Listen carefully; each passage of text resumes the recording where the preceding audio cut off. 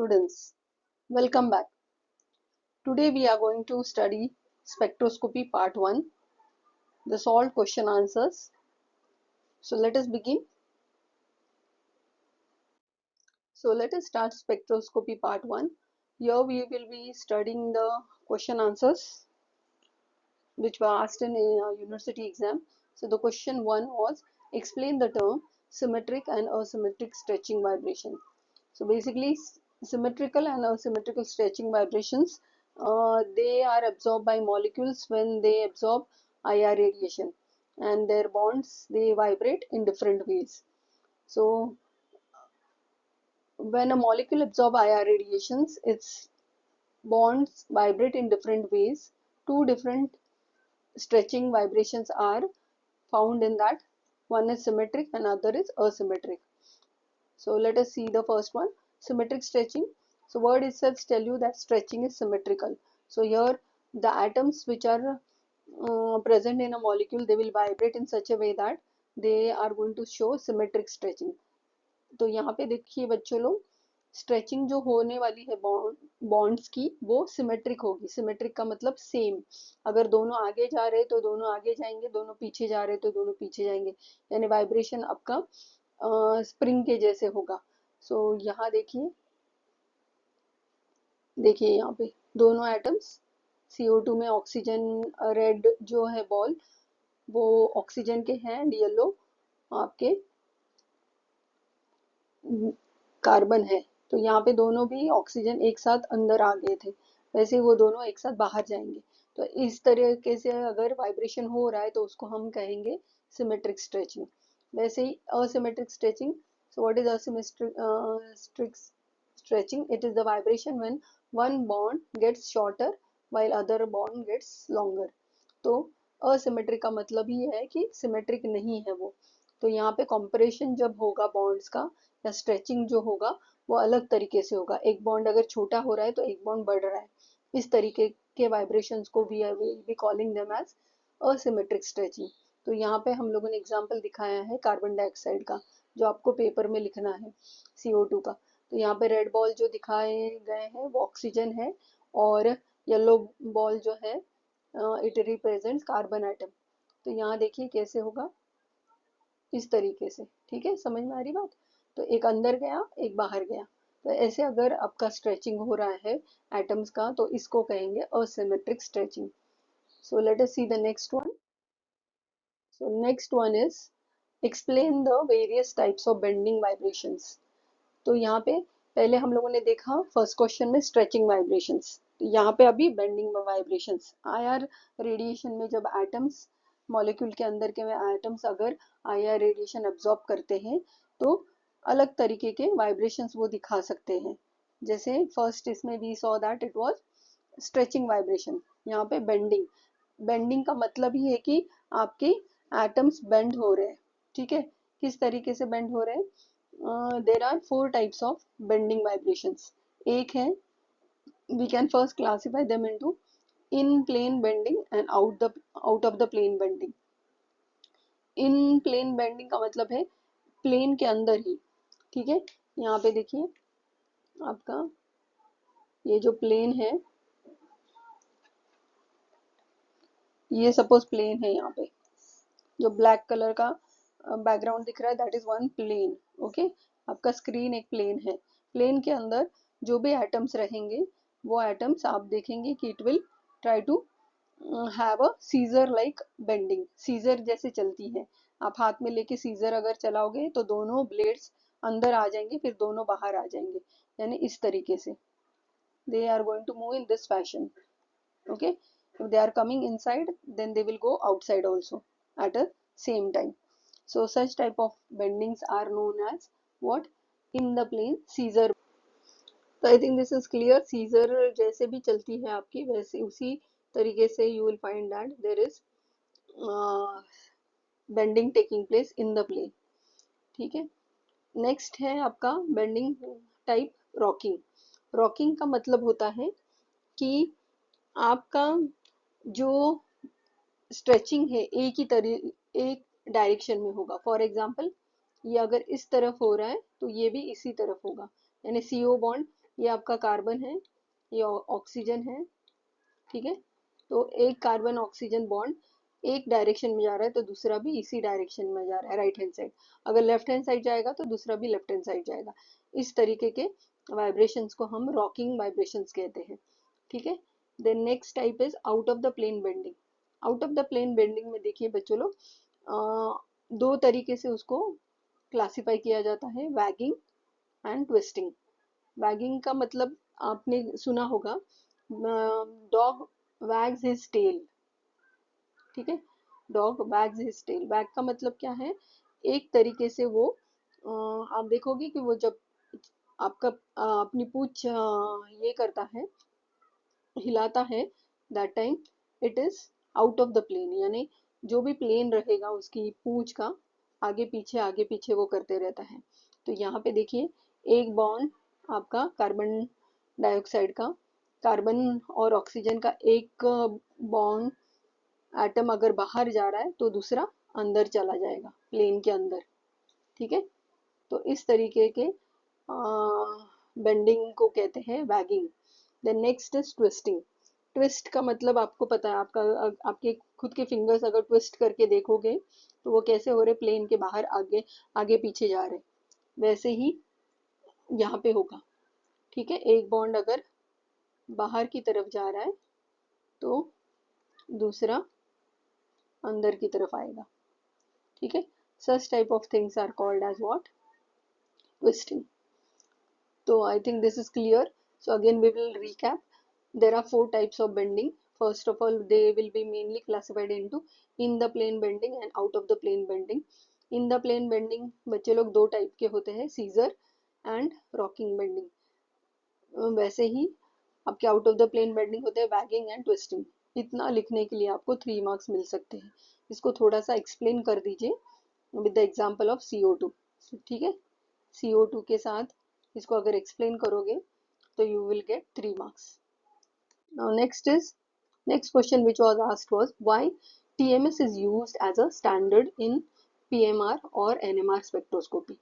तो यहाँ पे एक सॉल्वेंट है TMS करके, उसका नाम है टेट्रामिथाइल सिलेन, ठीक है। दिस इज अ सॉल्वेंट, और इस सॉल्वेंट को रेफरेंस या स्टैंडर्ड के तरीके से यूज किया जाता है। स्टैंडर्ड का मतलब it is a standard solvent which can be used, okay, standard solution which can be not solution, solvent which can be used for NMR spectroscopy.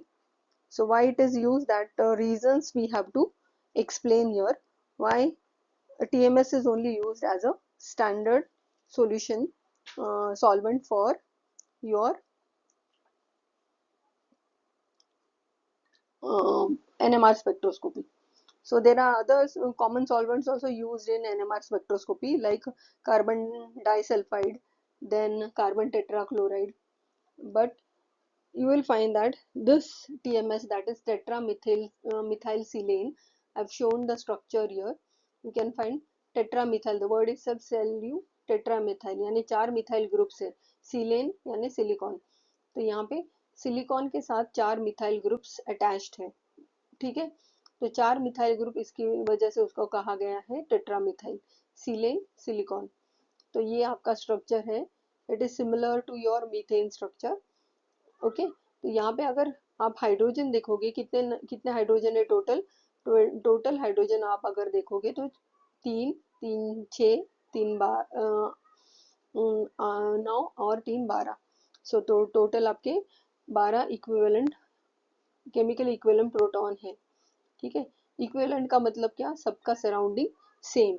I have already explain you कि अगर previous video में मैंने explain किया है NMR numericals में कि अगर सब हाइड्रोजन्स अगर एक ही एनवायरनमेंट में है, यानी उनके नेबरिंग ग्रुप्स अगर सेम है, left hand side right hand side आगे पीछे, तो ऐसे प्रोटॉन्स को हम कहते हैं, we call such protons what, such protons are called as equivalent protons, okay. तो यहाँ पे आप देखोगे 12 के 12 प्रोटॉन जो सिलिकॉन के साथ अटैच्ड है, सारे एक जैसे एनवायरनमेंट में है, इसीलिए उनको इक्विवेलेंट प्रोटॉन्स कहा जाता है। And all these protons are highly shielded. Shield का मतलब मैंने लास्ट टाइम बताया था आप लोगों को, शील्ड का मतलब प्रोटेक्शन। तो हाईली प्रोटेक्टेड है ये सारे प्रोटॉन्स, ठीक है। So let us read the answer. The tetramethylsilane is universally accepted reference compound, reference solvent because of the following factor. तो आपको एटलीस्ट कम से कम 4 फैक्टर्स लिखने हैं, ठीक है। तो पहला है TMS is chemically inert and symmetrical and volatile. तो 3 वजहों रीजंस है जिसकी वजह से TMS यूज किया जाता है। पहला है वो इनर्ट है, इनर्ट सॉल्वेंट है, यानी किसी और, जब आप NMR में दूसरे मॉलिक्यूल्स के सॉल्वेंट कंपाउंड्स रखोगे तो वो TMS उसके साथ इंटरेक्ट नहीं करेगा, रिएक्ट नहीं करेगा, इसीलिए इट इज इनर्ट। तो ये बहुत अच्छी बात है, क्योंकि अपना हम अगर किसी कंपाउंड को डिटेक्ट कर रहे हैं तो उसके साथ अगर आपके रेफरेंस सॉल्वेंट ने अगर रिएक्शन कर दी तो उसके भी पीक्स मिलेंगे। तो यहाँ पे वो इनर्ट होने की वजह से वो रिएक्ट नहीं करेगा। सिमेट्रिकल है ये कंपाउंड, आप देखोगे ये सिमेट्रिक है। देन वोलेटाइल भी है, यानी आपका आपको अगर इसको रीयूज करना है तो इजीली आप इसको you can get it back because it is volatile. तो पहला रीजन आई थिंक क्लियर है सबको। सेकंड है TMS gives a signal intense sharp NMR peak. तो यहाँ पे अगर NMR स्पेक्ट्रोस्कोपी में आप देख रहे हो, यहाँ पे एक ही पीक दिख रहा है सिंगल, ठीक है, TMS का। तो we get a signal which is sharp and intense, and single peak you will get. There is no splitting taking place because all these protons are equivalent protons and most shielded. That's the reason why this will show a single proton, a single peak. Okay, the next is it is non toxic liquid, toxic नहीं है, यानी किसी और compound के साथ जब आप mix करोगे तो this is not toxic and soluble in most of the organic solvent. So TMS क्या हो रहा है, it is soluble in most of the organic solvent. all the protons are chemically equivalent and shows a single peak which I have explained you just now। कि अगर TMS का अगर spectrum अगर हम फाइंड आउट करेंगे NMR spectroscopy में, you will find a single peak, then it gives single intense sharp peak with and even at low concentration।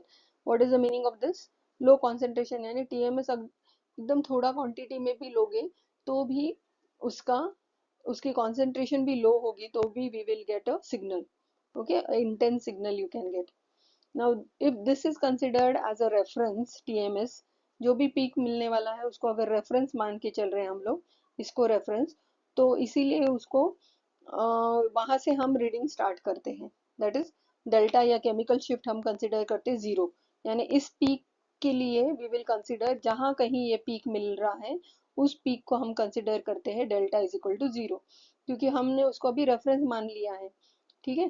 तो इसको डेल्टा इज इक्वल टू 0 कहेंगे और जैसे जैसे लेफ्ट हैंड साइड की तरफ जाएंगे यानी डाउनफील्ड वो बढ़ते जाएगा, यानी यहाँ पे होगा delta is equal to 1, okay, then delta is equal to 2 and so on. आप डेल्टा इज इक्वल टू 10 तक हमें रीडिंग्स मिल सकते हैं, ठीक है, या पीक मिल सकते हैं।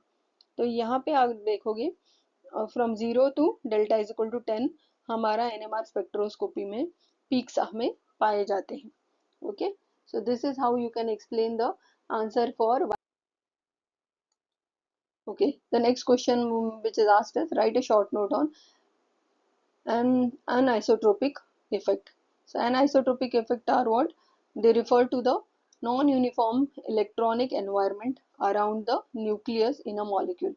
यानी अलग तरीके का इलेक्ट्रॉनिक एनवायरनमेंट अगर कोई न्यूक्लियस के आसपास पाया जाता है एंड वो अगर आपकी केमिकल शिफ्ट को यानी NMR के केमिकल शिफ्ट को इन्फ्लुएंस करते हैं, ठीक है। द वन मीन्स ये इलेक्ट्रॉनिक एनवायरनमेंट जो इन्फ्लुएंस कर रहे हैं आपके केमिकल शिफ्ट को, तो ऐसे इफेक्ट को कहते हैं एन आइसोट्रोपिक इफेक्ट। बहुत ही इजी है, हम एग्जाम्पल के साथ इसको एक्सप्लेन करेंगे। It arises due to the circular electrons in pi system like benzene, alkenes, alkynes. यानी अनआइसोट्रोपिक इफेक्ट कौन से कंपाउंड्स दिखाएंगे जिनमें पाई सिस्टम है, जैसे बेंजीन के अंदर 3 पाई बॉन्ड है, अल्कीन्स के अंदर होते हैं डबल बॉन्ड, अल्काइंस के अंदर ट्रिपल बॉन्ड होते हैं। तो जहाँ कहीं पाई बॉन्ड्स पाए जाएंगे वो आपको एनएमआर स्पेक्ट्रोस्कोपी में एनआइसोटोपिक इफेक्ट दिखा सकता है।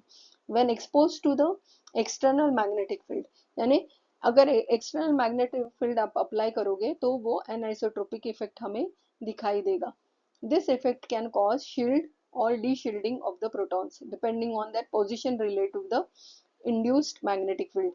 यानी ऐसा इफेक्ट की वजह से दो चीजें हो सकती है। अगर ये हो सकता है कि वो आपका इफेक्ट जो है वो प्रोटॉन्स को शील्ड करे, शील्ड का यानी प्रोटेक्ट करे, या डी शील्ड करे यानी उनका प्रोटेक्शन निकाल रहे। तो ये दोनों भी चीजें हो सकती है अगर एनआइसोट्रोपिक इफेक्ट हो रहा है पाई बॉन्ड्स की वजह से। तो चलो एक एग्जांपल देखते हैं, जो एग्जांपल आप एग्जाम में लिखोगे। In benzene proton experiences D shielding, यानी बेंजीन, ये देखो ब्लू कलर में मैंने बेंजीन रिंग दिखाई है। तो बेंजीन रिंग में जो भी पाई बॉन्ड्स है उसकी वजह से, यहाँ देखो ये पाई बॉन्ड्स, ठीक है, पाई बॉन्ड्स की वजह से क्या हो रहा है, जब इंड्यूस्ड मैग्नेटिक फील्ड होगा, यानी इस इस डायरेक्शन में अगर मैं मैग्नेटिक फील्ड अप्लाई कर रही हूँ बेंजीन रिंग के यहाँ, एक्सटर्नल मैग्नेटिक फील्ड, तो ये पाई बॉन्ड की वजह से क्या हो रहा है, there is a uniform electronic environment which is going to be created. Okay, and ये दोनों भी एनवायरमेंट एक दूसरे के साथ इंटरेक्ट हो रहे हैं अभी, और इंटरेक्शंस की वजह से क्या होगा, ये प्रोटॉन्स जो है, यानी यहाँ पे आपके हाइड्रोजन, हाइड्रोजन, बेंजीन रिंग के हाइड्रोजन, ठीक है, ये सारे हाइड्रोजन्स जो है ये एक मैग्नेटिक फील्ड एक्सपीरियंस करेंगे, बट किस तरह का मैग्नेटिक फील्ड, जो उसका शील्डिंग निकाल रहे हैं, ठीक है। तो ये सारे भी डाउन फील्ड आपको सिग्नल दिखाई देंगे बेंजीन रिंग के। You will find the spectrum, NMR spectrum के अंदर बेंजीन रिंग के hydrogen, even though they are equivalent hydrogen, वो बहुत ही डाउन फील्ड दिखाते हैं, पीक्स सारे अप्रोक्सीमेटली 7.4 टू 7.5 डेल्टा वैल्यू होती है इनकी पीपीएम में, ठीक है।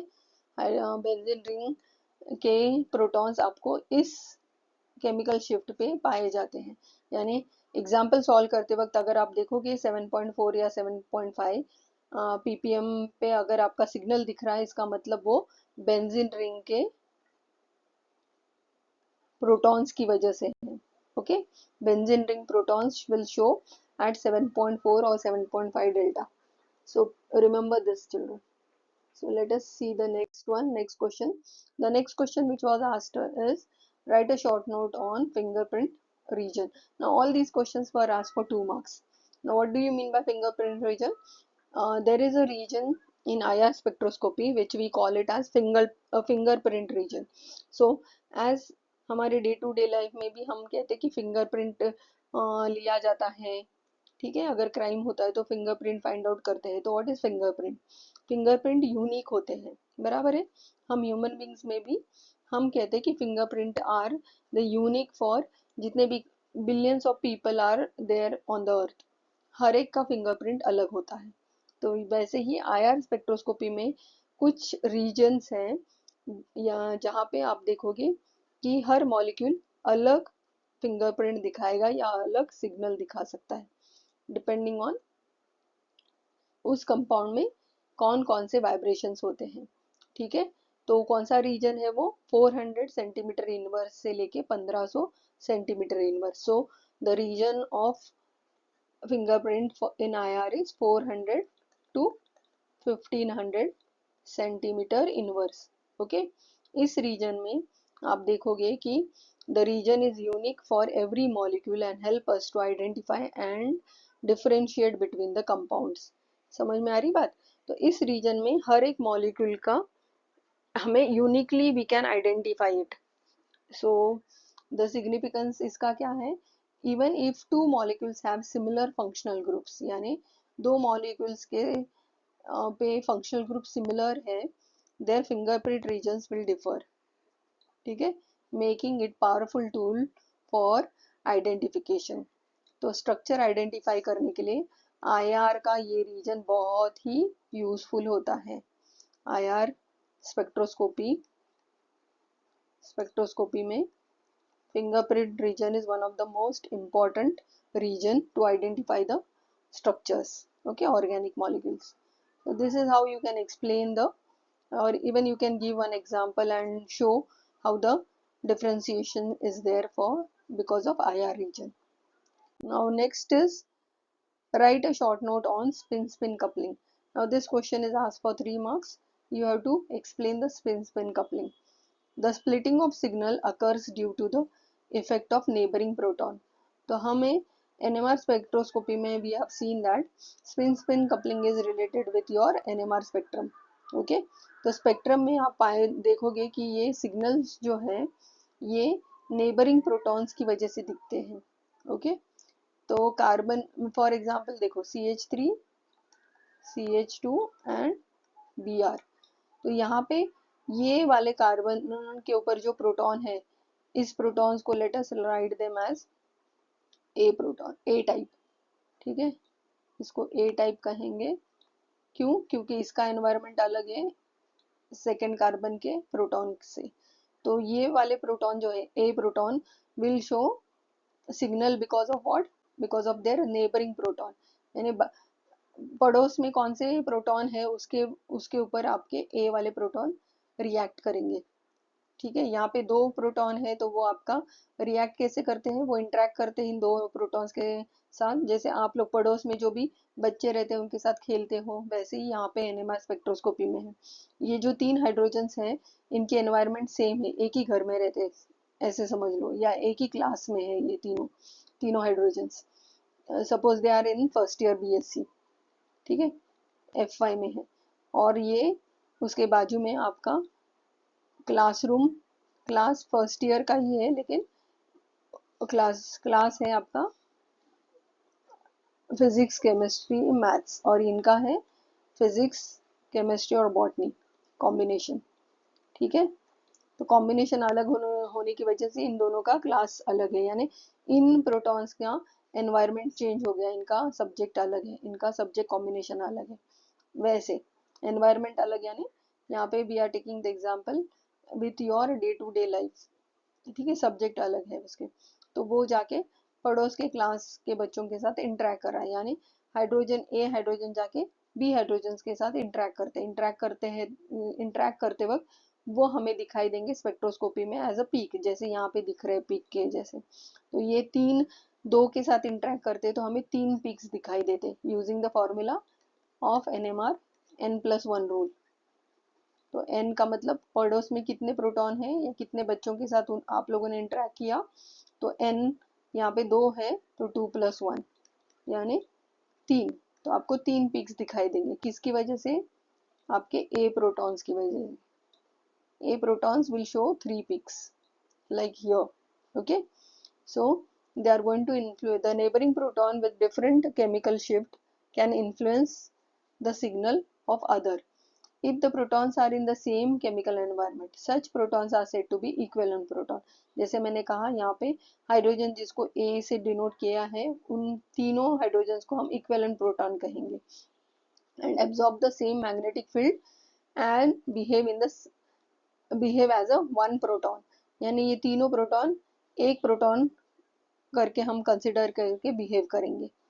ठीक है, जैसे कभी आपके कॉलेज में मैच होती हैं तो हम क्या करते हैं? रिप्रेजेंट करते हैं फ्रॉम वन क्लास टीम. ठीक है, फुटबॉल की टीम, तो फुटबॉल की टीम लेकिन फर्स्ट ईयर BSc की.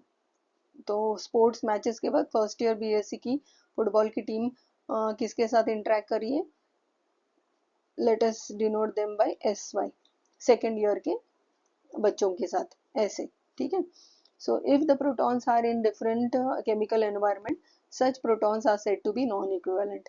तो अलग अलग एनवायरनमेंट में, यानी ये दोनों भी HA proton and HB proton दोनों अलग एनवायरनमेंट में, दोनों के एनवायरनमेंट अलग अलग है. एक है फर्स्ट ईयर में और दूसरा है सेकेंड ईयर में, ऐसे पकड़ के चलो. ठीक है, so this way you can explain the answer and you can show the splitting. Now whatever splitting is taking place, that splitting we call it as what? That splitting we call it as spin-spin coupling, because दोनों का interaction की वजह से जो भी उनमें signals हमें मिलते हैं उनको कहते हैं spin spin coupling.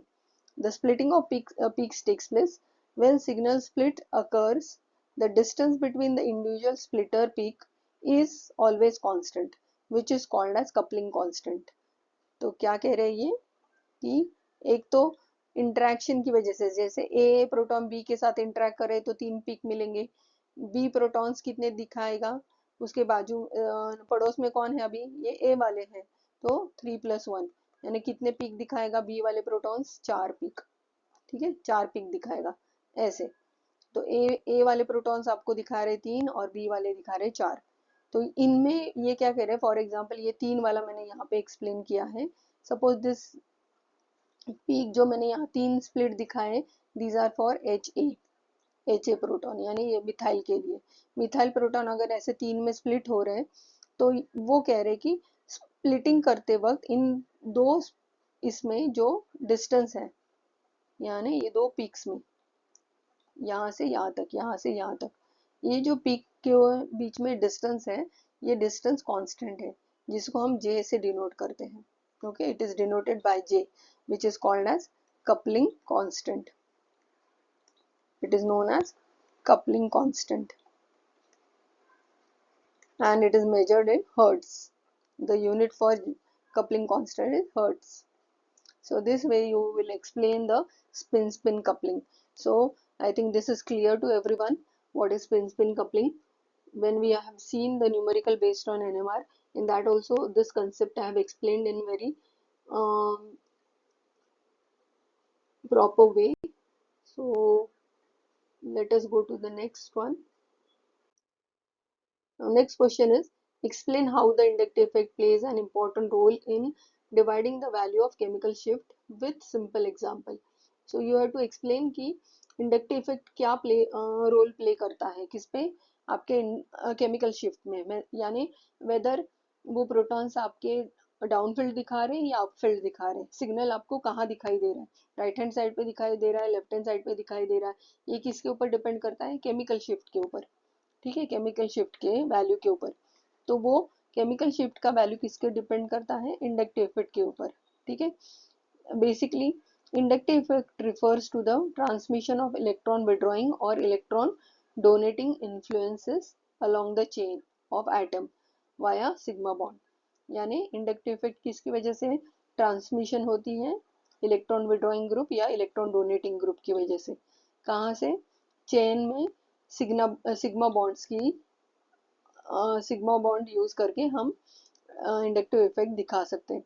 This effect plays a crucial role in determining the chemical shift in NMR spectroscopy because it changes the electron density around the nuclei. Okay, क्या होता है, इलेक्ट्रॉन डेंसिटी चेंज होती है इंडक्टिव इफेक्ट की वजह से। तो let us सी कैसे वो अल्टर करता है केमिकल शिफ्ट को, इंडक्टिव इफेक्ट कैसे अल्टर करता है। एक है आपका इलेक्ट्रॉन विड्रॉइंग ग्रुप और दूसरा है इलेक्ट्रॉन डोनेटिंग ग्रुप। तो इलेक्ट्रॉन विड्रॉइंग ग्रुप क्या कर रहा है, इलेक्ट्रॉन विड्रॉइंग ग्रुप कौन से होते हैं, यहाँ पे एग्जांपल दिखाए, chlorine, bromine, nitrogen, carbonyl group, ये सारे क्या है, इलेक्ट्रॉन विड्रॉइंग ग्रुप है। अगर ऐसे ग्रुप अटैच्ड है आपके मॉलिक्यूल के ऊपर तो वो क्या करेंगे, इलेक्ट्रॉन डेंसिटी को अपनी तरफ खींच के लेंगे। ठीक है, this reduces the electron density and it is going to de-shield the protons, making nearby nuclear more susceptible to the external field. समझ में आ रही बात, इलेक्ट्रॉन डेंसिटी को वो रिड्यूस करेंगे क्योंकि अपनी तरफ इलेक्ट्रॉन खींच के ले रहे, तो जो न्यूक्लिया है वो मोर ससेप्टिबल हो जाएगा, यानी एक्सटर्नल मैग्नेटिक फील्ड उसके ऊपर बहुत रिएक्ट होगी, इंटरेक्ट होगी, और इसकी वजह से केमिकल शिफ्ट क्या होगा, it will be shifted to the down field. ठीक है, हाई एनर्जी यानी हाई पीपीएम। तो डी शील्डेड प्रोटॉन्स हमेशा डाउन फील्ड की तरफ दिखाते हैं, जितना ज़्यादा डी शील्डेड उतना ज़्यादा डाउन फील्ड की तरफ आपका सिग्नल मिलेगा। तो यहाँ पे मैंने एक एग्जांपल दिखाया है, if you see the delta values you can see they are go on increasing. First example that is only methane, carbon having 4 hydrogen, methane, तो डेल्टा वैल्यू कितना है, सिर्फ 0.2। फिर उसके साथ एक मैंने क्या किया, एक हाइड्रोजन को मैंने रिप्लेस किया, यहाँ पे देखो एक हाइड्रोजन को मैंने रिप्लेस किया क्लोरीन में, तो क्लोरीन में एक हाइड्रोजन को रिप्लेस करके क्लोरीन अगर लाया है तो क्लोरीन क्या कर रहा है, इंडक्टिव इफेक्ट क्रिएट कर रहा है। क्लोरीन अपनी तरफ इलेक्ट्रॉन खींच के ले रहा है सब प्रोटॉन से, ठीक है। तो उसकी वजह से डेल्टा वैल्यू इंक्रीज होगा, क्योंकि अभी ये प्रोटॉन्स क्या हो गए, डी शील्डेड हो गए क्लोरीन की वजह से। इलेक्ट्रॉन विड्रॉइंग ग्रुप, क्लोरीन क्या है, इलेक्ट्रॉन विड्रॉइंग ग्रुप है, उसकी वजह से आपके प्रोटॉन्स डी शील्ड हो गए। लेकिन एक ही क्लोरीन है, इसलिए डेल्टा वैल्यू कितना हो गया, 3 हो गया, 3.0। फिर अगर दो यहाँ देखो, दो मैंने क्लोरीन एटम रिप्लेस किया अभी, दो प्रोटॉन्स, तो यहाँ पे डेल्टा वैल्यू आपका बन गया 5.3, यानी जितने ज्यादा इलेक्ट्रॉन विड्रॉइंग ग्रुप उतना ज्यादा वो प्रोटॉन डी शील्डेड होते जाएगा। तो ये एग्जाम्पल वही बताता है। लास्ट एग्जाम्पल में देखो, तीन तीन क्लोरीन एटम्स हम लोगों ने अटैच किए हैं, तीनों क्लोरीन एटम्स खुद की तरफ इलेक्ट्रॉन विड्रॉ करेंगे, तो ये जो है ये प्रोटॉन सबसे ज्यादा डी शील्डेड है, more de-shielded. Okay, so it will show the value delta is 7.1 ppm. So this way you can explain the de-shielding effect कि जैसे जैसे इलेक्ट्रॉन विड्रॉइंग ग्रुप बढ़ते जाता है डी शील्डिंग इफेक्ट इंक्रीज कर रहा है, किस तरफ, राइट हैंड साइड की तरफ, यहाँ पे इस एग्जांपल में। और एक example you can show, one more example, यहाँ पे देखो ब्रोमीन अटैच्ड है ऑन ब्यूटेन, तो one bromobutane, so first carbon there is a bromine atom, then you will find the chain is long, so let us label the carbon as alpha, beta, gamma and delta. Okay, four carbons are there, we will label them by alpha, beta, gamma and delta. तो alpha carbon के ऊपर आपका bromine है, ठीक है, so it is a electron withdrawing group, bromine is electron withdrawing group, so it is going to have inductive effect, and the electrons will be pulled towards bromine. But you will find that the effect, the de-shielding effect goes on decreasing when the chain goes on increasing. तो यहाँ पे देखोगे delta protons जो है ये वाले, these protons will have less effect than the protons which are on alpha hydrogen. Okay, तो alpha hydrogen protons are more de-shielded.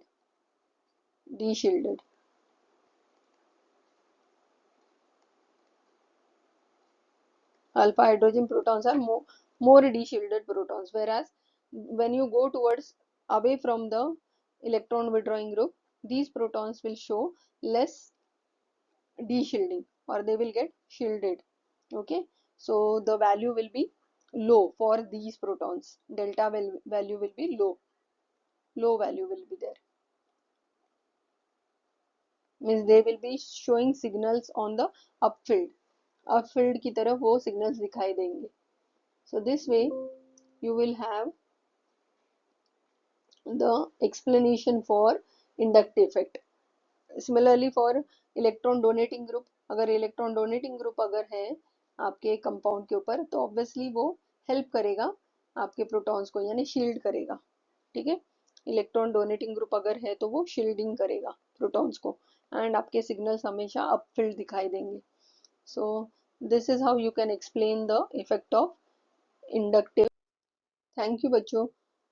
So you can see all these videos to excel in your exam. All these videos which I have shown on the screen, I have uploaded the question answers and MCQs, and for spectroscopy even I have solved the numerical based on NMR. Now stay tuned to see the next part of spectroscopy, that is NMR spectroscopy, then IR and UV, how to elucidate the structure organic compound when the data of NMR, UV and IR is given to you.